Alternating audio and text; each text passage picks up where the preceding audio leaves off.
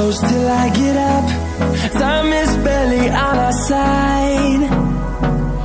I don't wanna waste what's left. The storms we hello বন্ধুরা, কেমন আছো তোমরা? আজকে এসেছি আমি আরও একটা ভিডিও নিয়ে। তো আজকের ভিডিও আমার মূলো শাক ভাজি। এখানে আমি 2 আঁটি মূলো শাক নিয়েছি। এখন মূলো শাকটাকে ভালো করে বেছে কুচিয়ে নেব। তো দেখো, শাকগুলোকে আমি এইভাবে একটা একটা করে ছাড়িয়ে নিচ্ছি। এর মধ্যে যদি পাতা খারাপ বা পাকা থাকে সেগুলোকে ফেলে দিতে হবে।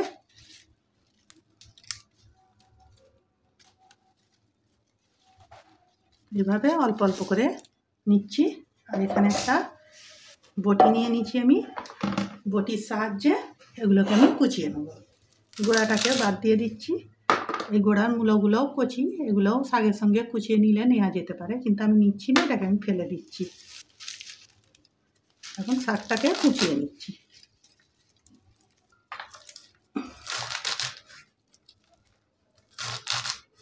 এইভাবে আমি শাকটাকে কুচিয়ে নিচ্ছি।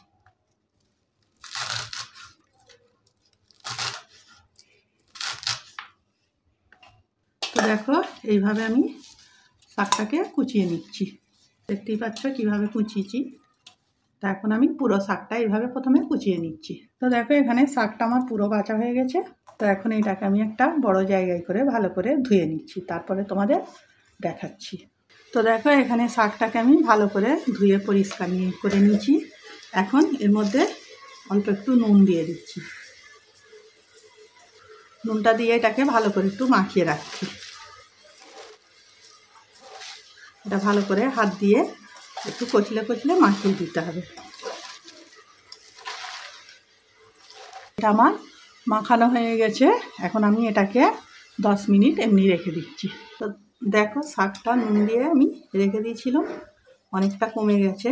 আর দেখো কত পানি বার হয়েছে।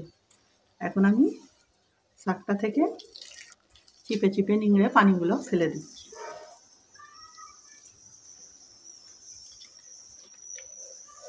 এইভাবে শাকটা চিপে পানিগুলো বার করে নিচ্ছি।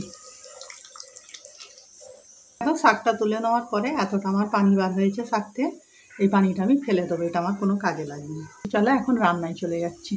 তো দেখো, শাকটা ভাজার জন্যে এখানে আমি একটা কড়া নিয়েছি। কড়াটা চুলোয় বসিয়ে দিচ্ছি আর চুলোটাকে অন করে দিচ্ছি। এখন কড়াই কিছুটা সর্ষের তেল দিয়ে দিচ্ছি। শাকটা আমি সর্ষের তেলেই ভাজবো, কেন ভাজাচ্ছি যে একটু সর্ষের তেলই খেতে ভালো লাগে। তোমরা যদি চাও সাদা তেলেও ভাজতে পারো, তবে চেষ্টা করবে সর্ষের তেলেই ভাজার। তেলটা গরম হয়ে গেছে, এখানে দিয়ে দিচ্ছি তেলের মধ্যে 2টো শুকনো লঙ্কাকে 2 ফালি করে নিয়েছি, এর মধ্যে দিয়ে দিচ্ছি। আর দিয়ে দিচ্ছি 4-5 কোয়া রসুনকে আমি থেঁতো করে নিয়েছি, এর মধ্যে দিয়ে দিচ্ছি।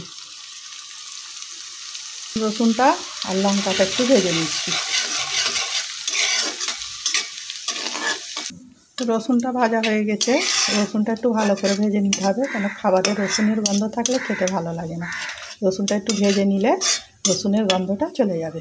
দিয়ে দিচ্ছি একটা মিডিয়াম সাইজের পেঁয়াজকে আমি কুচিয়ে নিচ্ছি, এর মধ্যে দিয়ে দিচ্ছি। পেঁয়াজটাকে তেলের মধ্যে ভালো করে একটু ভেজে নেব।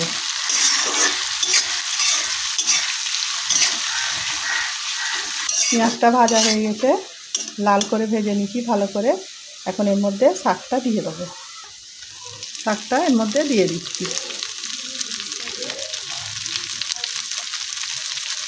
এটা ভালো করে মিশিয়ে নিচ্ছি।